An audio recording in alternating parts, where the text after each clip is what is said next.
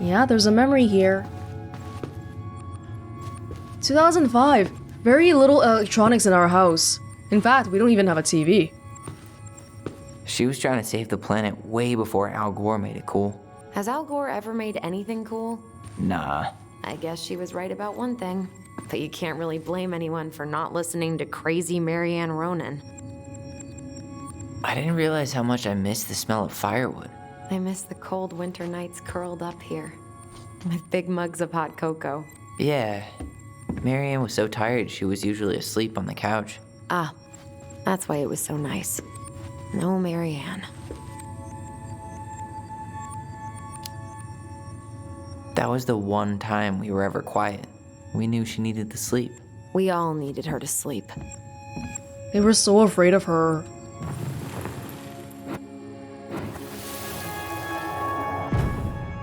Mom? About me joining the hockey team? Mom! Sorry, what? Not now. Maybe next year. But you promised! Keep whining, and my next year will become never. Can you cut my hair? Your hair is fine. But I want to cut it short. Really short. What? Look, I'm tired, and I'm busy. Let's talk about this later. You always say that. Marianne said no to everything. Made me so pissed. She was always on edge those last few months. Yeah, and completely deaf to everything I was telling her I needed. She pretty much always said no to me, too. True, but it felt personal with me.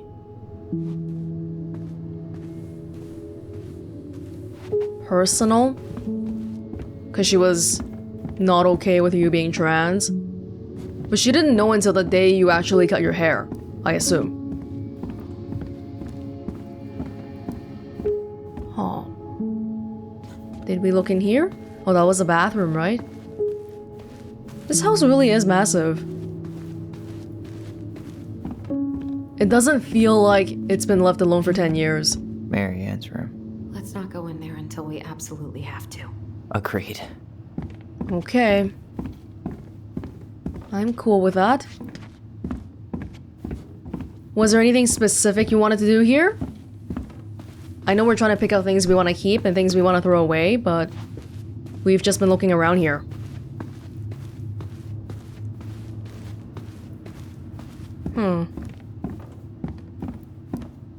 I think we can see the objective here. Find the treasure box in the twins' bedroom. Can we go upstairs? Where were the stairs? Where were the stairs? Oh. There's a... Wait, the ladder here, but... There is definitely an upper portion, but I haven't seen... how to get up to it.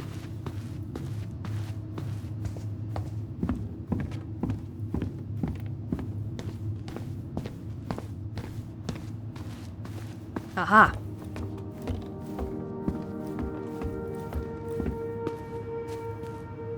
Ooh. I'm sure. If you don't come up soon, I'm gonna take whatever I want from our bedroom. No way! Wait for me! No, this feels like home. Maybe we should look around here first.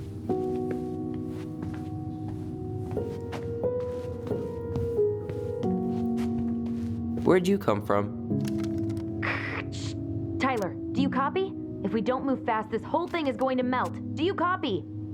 Copy, Alyson. Gotta get this thing moving soon. Don't want the Mad Hunter to catch us. Over. The Mad Hunter. Ugh, he still gives me the creeps. I wish I could forget about him.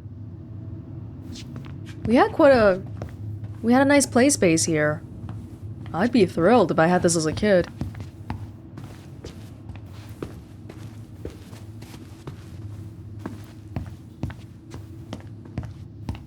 Oh.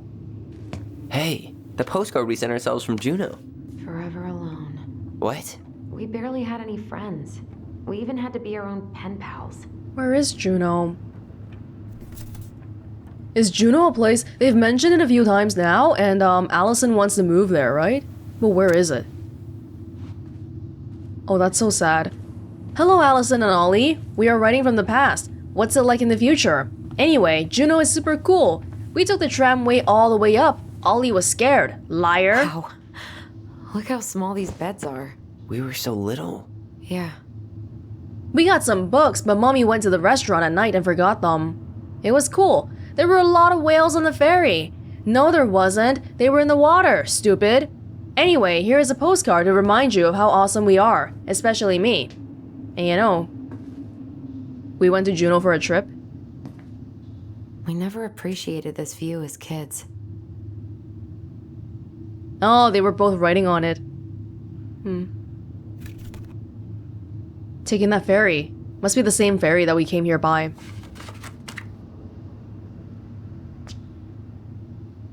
Oh, look at that.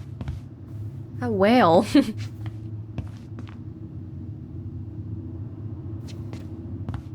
Space stuff, even all the way back here. Hey, there's the other little caribou guy. Hey, you. I just found your twin under the house. He's seen better days. Should have brought him up. Oh, this is Alyson's. Oh, this one wasn't mine. See, Alyson, you really should have given him the teddy bear as a replacement. Oh. Whoa, where are you seeing this? Oh, over here. Look, it's the game we made, Lucian Tramway. That game never made any sense. Didn't stop us from playing all day. Dude, we were kids. All we needed were rocks and bird feathers. Wow, there were a lot of rules. But they had all the time in the world to make these rules up. If you roll a 6, become the Mad Hunter for 2 turns. Save from shoot. Neat. But the Mad Hunter is downstairs.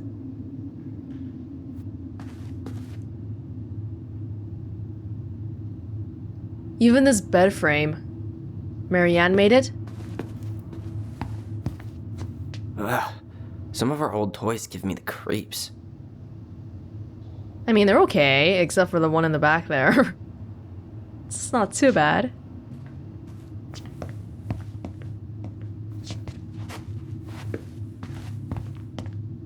Oh, is that a treasure box? You know, if there's one thing you gotta give Marianne, it's that she let us explore our artistic side. You should have seen Eddie's face when I tried to repaint his car. Yeah, I bet Uncle Eddie didn't appreciate your artistic touch. I'd rather you called him Chief Brown if you're gonna be an ass about it. Yeah, I feel like all 3 of us are kind of artisty. Delos Hockey Club. Alyson has this in her room. So much for my dream of being a hockey star. Marianne thought sports were too aggressive, too competitive, and too groupthinky. How did you convince me to let you put this up? It was my favorite movie. Back then. Is it an anime movie? The City of Love.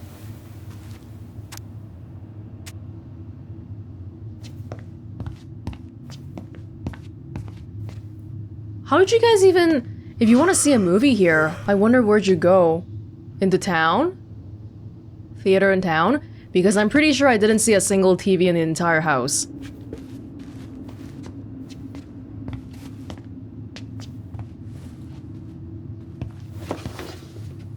Look what I found! What? Only our greatest creation, the Book of Goblins. Whoa. Seriously? It was in that chest the whole time? All these stories. I had ideas for so many more. Marianne wrote a lot of them. Yeah. It's one of the only times I remember her being at peace.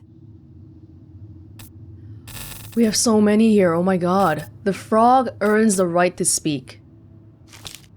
Whoa, okay, this is gonna be a lot? It is. Can we read it? Should we read it all in one go? Here goes nothing. The frog earns the right to speak. Once upon a time, in an ancient and deep forest, there lived a big frog in a small pond. She was a peaceful creature who spent most of her time eating, swimming, and sleeping. From the morning to the evening, she did everything the smaller frogs did, except she did it bigger. She ate more, she jumped farther, she was smarter, and she made much more noise. Everybody in the forest could hear her loud croaking, and everybody was happy that they could. You see, it was easy to get lost in the forest, but thanks to the frog's loud noises, you could just as easily find your way back to her pond.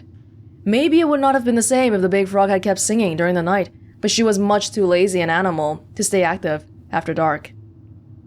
One day, an unknown visitor came to the forest for the first time. It was a young woman, dressed in a beautiful gown. She was walking fast through the woods, as if she was running away, and she never looked back. Many eyes spied the princess pass by, but no one dared to help her, for the Mad Hunter was on her trail. "This is not our business," they said, "and we had better look away." For the Mad Hunter was an unyielding man who loved nothing but hunting down prey for money and glory. Nothing could escape his piercing eye for long. Oh my god, this is just one story. So the princess walked alone without help until she was hopelessly lost in the big forest. Exhausted, she pressed on with no idea of where she was heading as the hunter drew ever closer, dogged in his pursuit. She continued this way until she heard a heavy croaking, far off to her left, so clear and loud that the princess immediately made for the source of the noise. A few minutes later, she reached the big frog in the small pond, and the frog looked at her with a gentle smile. "Help me, please," said the princess. "I need a place to rest and hide." "Ribbit," answered the frog, and the princess frowned. "Please, stop making noise. The Mad Hunter is after me." "Ribbit," said the frog again, so loud that the princess had to cover her ears. The creature began to jump every which way. "What are you doing?" asked the princess. "Stop all that noise, or he'll find us." But the frog kept croaking and jumping around her, left and right, up and down. "Ribbit! Ribbit!" until the princess understood the meaning of all this fuss. Cautiously, the woman climbed on the back of the big animal, and then with a leap, the frog set off away from the pond. The frog jumped so high and so far that even the hunter could not find where the princess had gone. With a few jumps, the princess was out of his piercing eye. A few jumps more, and she had vanished for good. The princess closed her eyes and let her clever mount carry her wherever the creature pleased. Less than an hour later, the big frog had reached the other side of the ancient forest, near the shores of the very deep lake. There she landed without a noise in front of a big wooden house that had been abandoned. "Thank you," said the princess, covering the animal's snout with kisses. "I only wish you could speak, so I would have understood what you were trying to do sooner." As she pronounced those words, something incredible happened. The big frog was suddenly able to speak. Her first words startled the princess. "The Mad Hunter is always at my heels. Now you're safe, and I've had my revenge. You can stay in this house. It has been abandoned for a long time, and no one will look for you here." And then, without looking back, the big frog jumped back into the pond. And this is how the big frog saved the princess, and how she earned the right to speak. You know, usually when we think of princesses and frogs, we immediately think the frog is a boy, right? Because, you know, stereotypes about, oh, the princess kissing the frog and it's actually a prince and whatnot. But, it's a female frog. Yeah, her first words startled the princess, which I feel like might be a nod at Tyler being trans. That's one story, oh my god.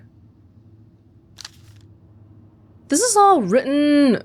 It was typed. This book is nice. Oh my god, though, are we really gonna read all these stories? How many are there? Do we have to read it all at once? This is a lot. I mean, there's literally 70 pages. I don't think I can read all of that. I mean, let me just really quickly... Yeah, this is... Holy crap. Holy crap. Okay, how about we read one more? How about we read the last one? Or maybe we'll look at the titles here and, let's see. The goblins earn their voice. How about that? Yeah, the goblins are probably a reference to the twins, right? And then, you know, maybe the Mad Hunter would be the mom. Everyone else? I'm not sure. The goblins earn their voice. Once upon a time, in the deep and ancient forest, the crafty goblin spied on the secret keeper as she made her rounds, gathering up secrets that the animals of the forest had for sale. How? Said the first goblin. Does she get people's secrets? Do you suppose she peels open their heads? Let's find out, said the second. And so the goblins watched the secret keeper. They watched her until the stalwart moose came to her, head hanging low. It was my fault. I chose the uneven trail. I can't bear to remember. The secret keeper nodded and gazed into the stalwart moose's eyes. Though the goblins couldn't hear anything, they knew she was speaking to the moose. For the secret keeper spoke in people's minds with the gift of the voice. After a few minutes, the stalwart moose blinked. I feel lighter, said Moose. Did I just give you something? The secret keeper nodded, handing him a coin. The stalwart moose nodded and plodded along down the trail. He spied the goblins hiding in the woods and narrowed his eyes, for he knew the goblins were often up to mischief. The two goblins whistled innocently, and the moose was forced to carry on because they were not doing anything obviously bad. I need to know what that secret was, said one of the goblins. Let's go buy it. So the goblins approached the secret keeper before she could stow away Moose's secret. We want to buy Moose's secret. What do you have to trade? Asked the secret keeper, her voice filling their minds. The goblins produced a silver-handled hairbrush they had stolen from the princess, and the secret keeper nodded. And that is how the goblins came to know the moose's mate had tumbled down a cliffside to her death. Oh. The moose feels lighter because he let his secret go. The secret keeper moved on. The first of the goblins said, I want to know more. So the goblins followed the secret keeper, hoping to find where she hid the secrets. They followed her to the peak of a nearby ridge and watched as she stowed the rest of the day's secrets high in a cloud.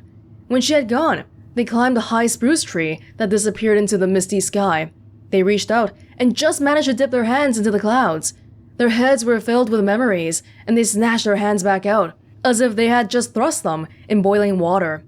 Tears poured down their cheeks. That was how the secret keeper found them, crying in the tree. You stole my secrets, said the secret keeper. Give them back. The crafty goblins stopped crying because they saw an opportunity. What will you give us in exchange? They asked. I will give you back the silver-handled hairbrush, offered the secret keeper. For so many secrets? Psh, you have to offer more than that. What if, said the secret keeper, I shared the gift of voice? The crafty goblins grew excited. That'll do. So the secret keeper shared the gift of voice with the goblins, and immediately they found that they could hear one another's thoughts and feel each other's feelings. The crafty goblins gave back the secrets they had taken and ran back to the big wooden house. There they found the princess preparing food. They tried to peer into her mind, but they found it was a blank. They tried to speak to her, using only their minds, but she could not hear them. It seemed the secret keeper was craftier than the crafty goblins, for she had only shared enough of her power to let the goblins use the gift of voice with each other, and not with the whole of the forest. So, like the twins right now. And that is how the goblins stole the gift of voice from the secret keeper. But why they could only use it with each other?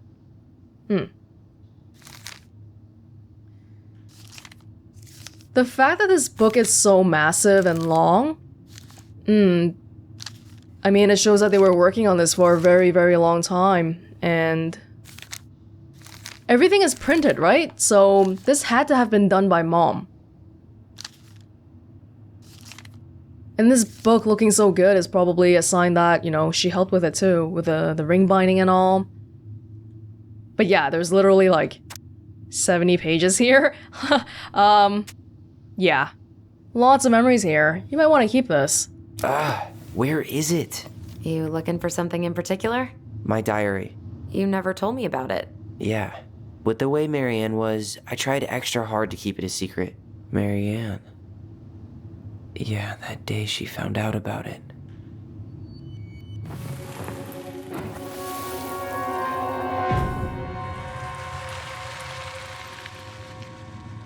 Mom? Mom!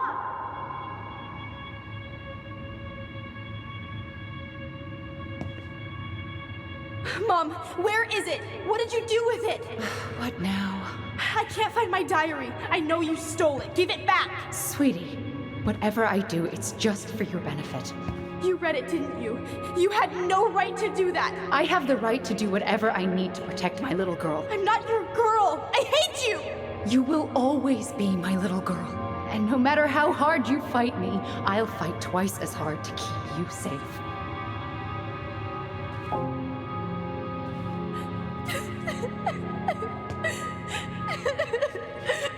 And we were trying to tell her already that I'm not a girl.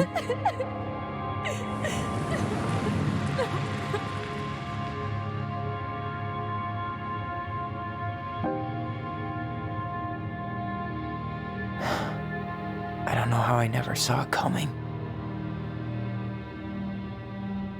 She told me right to my face. She was willing to hurt me to keep me from transitioning.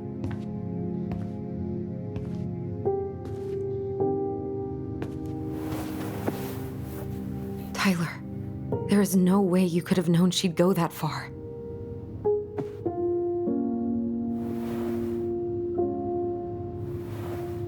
I want my diary back. Her room was the only place I didn't look. Okay, but do you need to get it, like, now? That diary was important to me, Alyson. Writing down my thoughts helped me realize who I am. Well, then let's go find it.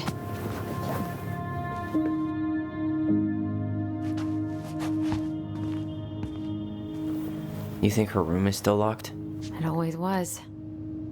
I'm not looking forward to going in there. I know, but we'll have to eventually, and I need it back.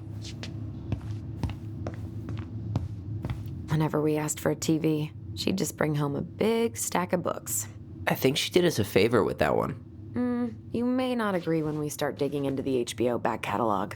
We'll see. Parents reading their kids' diaries. Some narcissistic parenting going on.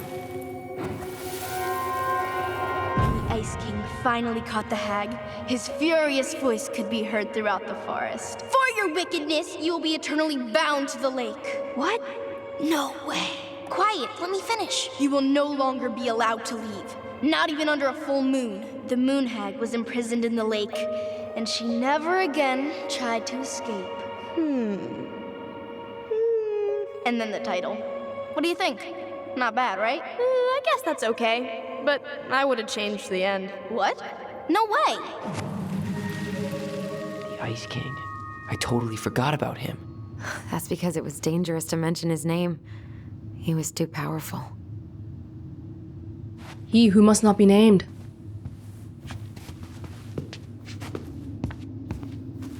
Nothing back here? Out of curiosity, that gigantic book we picked up. Oh, we can't even read it again. Really? I mean, they were probably all just stories, but it would have been nice to have the option to, go through it slowly.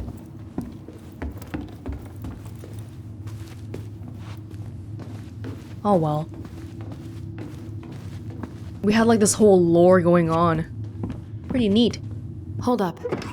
What? Remember this? Unfortunately. You must solve my riddle to earn the right to enter the princess's sanctum. Nothing a good hard shove won't take care of. I mean, yes, we could brute force it, but it might be kind of fun to finally solve it, right? We have different definitions of the word fun. Okay, well, if we break it, we're just gonna have to fix it for the sale. So let's at least try not to. You have the Book of Goblins? Yep. Hand it over. Oh, it's for riddle solving?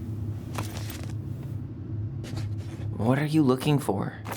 The image on the door. It's making me think of a story from the book. One that Marianne wrote.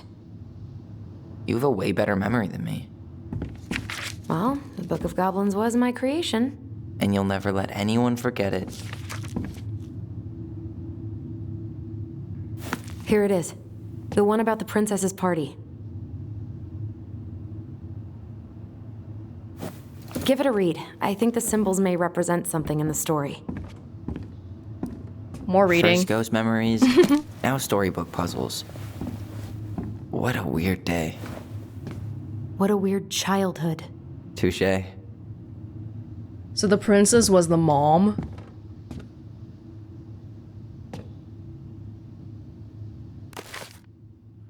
Which story did you say it was?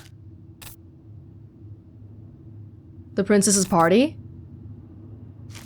Oh my gosh, more reading. Lovely. Oh, torch, sword, coin. But we'll read it anyway. The princess's party. Once upon a time, in a deep and ancient forest, the princess was melancholy because it was the 1-year anniversary of when she had run away from home. Sensing her sadness, her forest friends showed up at her door. They were headed by the pelican, pious and attentive, and organized by the moose, stalwart and farsighted. The old bear was there, with his claws so sharp, as well as the big frog, prattling away. Even the haughty muskrat, who almost never had time for anyone, had come. The bear invited her to ride on his back, promising no wolf would harry her path. And then the animals led her to a fairy glen, where a fabulous party had been prepared. There was a buffet of seafood. The pelican had served from her never-emptying beak. The air was filled with winking fairy lights the moose had arranged after clouds filled the sky, and the gregarious frog mixed up fizzing drinks. Only the muskrat had done nothing in particular, mooching off everyone else's hard work. No pictures here? The princess opened the first box. Oh. The princess had a very good time at her party. Such a good time that she forgot to say thank you to any of her friends. Noticing this, the fairies devised a bit of mischief. When the princess went to open her gifts, she found 3 identical boxes at the edge of the glen. Puzzled, she turned back and gasped. The entire party had vanished. "Because you had taken your friends for granted," called the naughty fairies. "We have hidden them from you. But we like games. Guess who has given you each of these presents, and you'll get your friends back." The princess opened the first box. Inside, there was a torch, which, when lit, revealed the truth. Said the princess. "Someone wants to make sure I don't get lost in the woods when it's dark, and that I always see right from wrong. Which of my friends would give me a gift like that?" The frog, maybe? The frog who saved you? She opened the second box. Inside, there was a magic sword, which would leap right out of the bearer's hands to defend them. Said the princess. "Someone wants to make sure I am protected, if I'm ever under threat. Which of my friends would give me a gift like that?" She opened the third box. Inside, there was a bag of coins that always provided money, if it was for something the bearer truly needed. Said the princess. "Someone wants to make sure I have money to buy food when I'm hungry, and clothes when I'm cold. Which of my friends would give me a gift like that?" The princess thought about her friends, and then she smiled certainly. "Fairies," she said. "I may have been thoughtless, but I appreciate all that my friends have given to me, and all they have done for me." She gave her answers, and the vexed fairies were forced to restore the party in a flash of colorful light. One by one, she gave the animals a hug and thanked them for the presents, the party, and all they had done to help since she moved into the forest. And that is how the princess celebrated her first anniversary in the woods. If the princess is supposed to be the mom, princess running away from home into a forest. That could mean something. Okay, so torch, sword, coin. Oh, but we gotta figure out the people. Torch, sword, coin. Do we know enough about the characters though? I didn't really get that impression. Hold on. The pelican is pious and attentive. The moose is stalwart and farsighted. The bear with sharp claws, and the big frog prattling away. So it's not the muskrat because he came with nothing, which means our choices here are the pelican, the moose, and the old bear. And the frog. Are we supposed to do it based off these descriptions here? Farsighted? Like, would farsighted be the torch because you wanna let someone see? And then the old bear might be the sword because sharp claws. So that would be moose, bear. Can we try that? Moose. This is a fancy contraption. Oh my gosh. She made it herself? Bear. And then the last thing is coin. So between the frog and the pelican.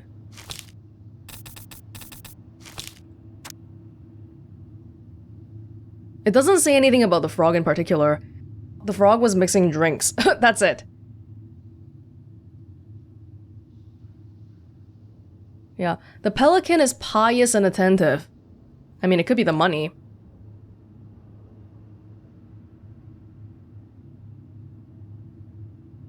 Because someone wants to make sure I have money to buy food and clothes when I'm cold. Yeah, okay.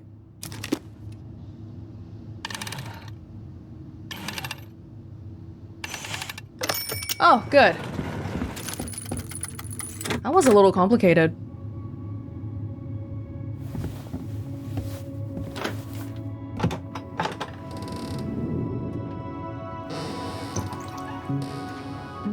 And boom, we're in. What the heck?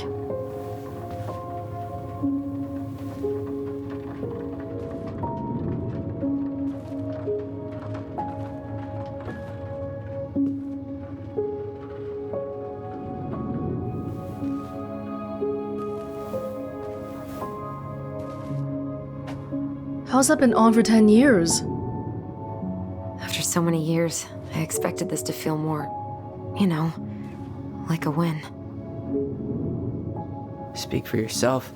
I'm the one who solved the riddle. Why do I feel like you're not gonna let me forget that? Oh.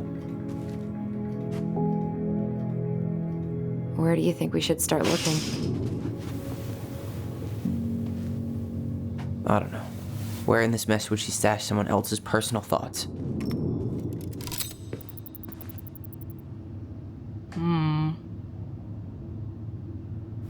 Straight in the trash? No. I bet we could sell it on the internet. True. Maybe we could sell it to the guy who collects John Wayne Gacy's clown paintings. From an outsider's perspective, they're so negative to their mom. Even though this painting looks like... Normally, it seems like it should be a pretty sweet thing, right? A mom drawing a thing of her children. But of course, we don't know exactly what happened.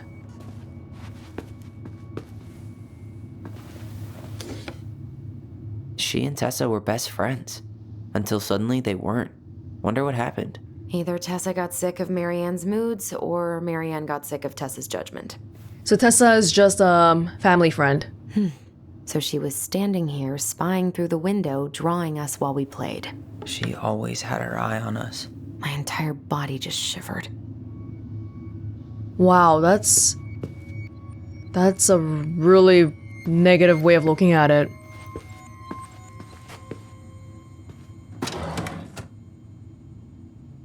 It's here. Okay, I will leave it for a little bit. Who knows what's gonna happen if I pick it up? She always had to have a picture of us close by. Why this picture, though? I mean, do you see the expression on our faces? Was she like a super helicopter parent? Never let us out of her sight? Oh, this explains a lot. They're mostly full. She was too stubborn to take medication.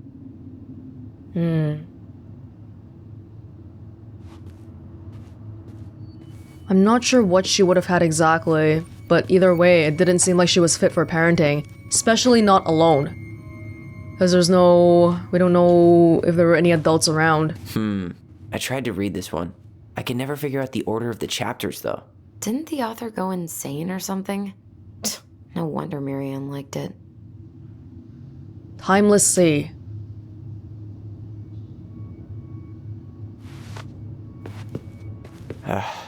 Sewing lessons were the absolute worst. She made all our clothes. I'm sure she needed the help. And I, for one, am happy I can fix a torn seam. When it was good, it was good. When it was bad, it was really bad. Is that sort of the thing happening here? A mom making all her children's clothes and, making that scrapbook, painting, and all that. Those are normally all pretty positive things.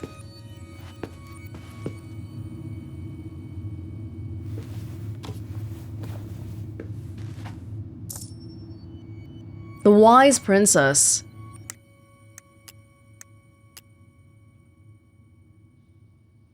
The wise princess is a runaway from a far-off land. She won't tell anyone what she's running away from, because just thinking about it makes her cry. She is friends with all the animals of the forest, and has a kind and generous soul. That's very unlike their image of their mom. Okay, what do you want to remember?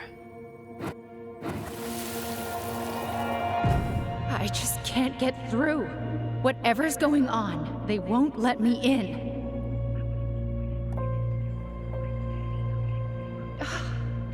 They used to tell me everything, but they shut me out, Tessa. They've shut me out.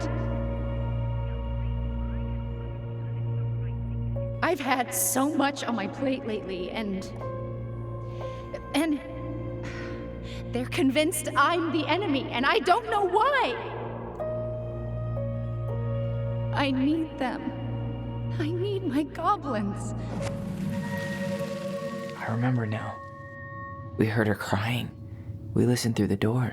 Seeing her like this, as if she's still here, It really sucks. she was really coming apart those last few months, wasn't she? She probably needed some help too, that she wasn't able to get. That was very supernatural, because that wasn't even a memory of us anymore. That was something that we couldn't have seen. Even if we heard her through the door, we wouldn't have seen that.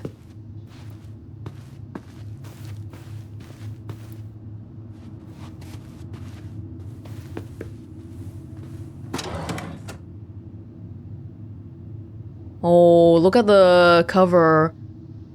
She scratched out something and wrote back Ollie. I knew it. I fucking knew it. Do you think she read it? Of course. She was nosy as hell.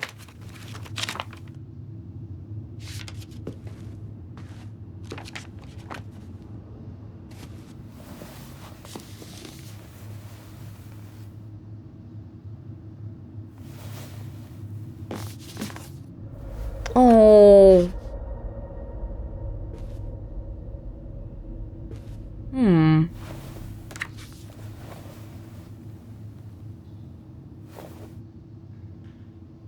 She was trying to understand.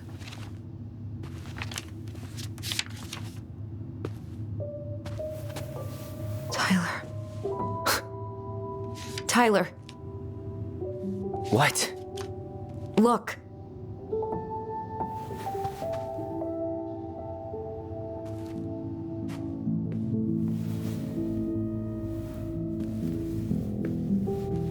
What? Where did you find that? It was on her desk with her papers. Seriously? Are you fucking kidding me? Look, we gotta be really careful not to overthink this. But it doesn't make any sense. She was mad, right? She was mad I cut my hair. She attacked me because I cut my hair. She was mad and she attacked you. We both saw it.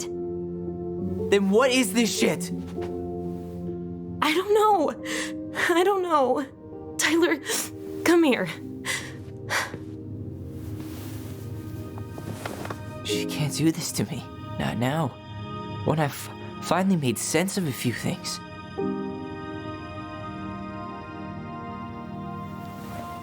Well, that was your first mistake. Thinking the world made any kind of sense.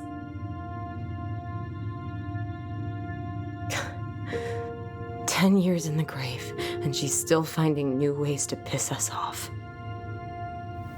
Yeah.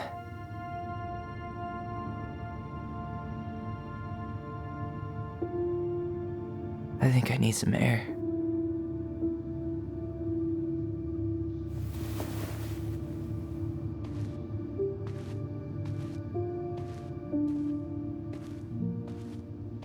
That's the thing about people though, huh?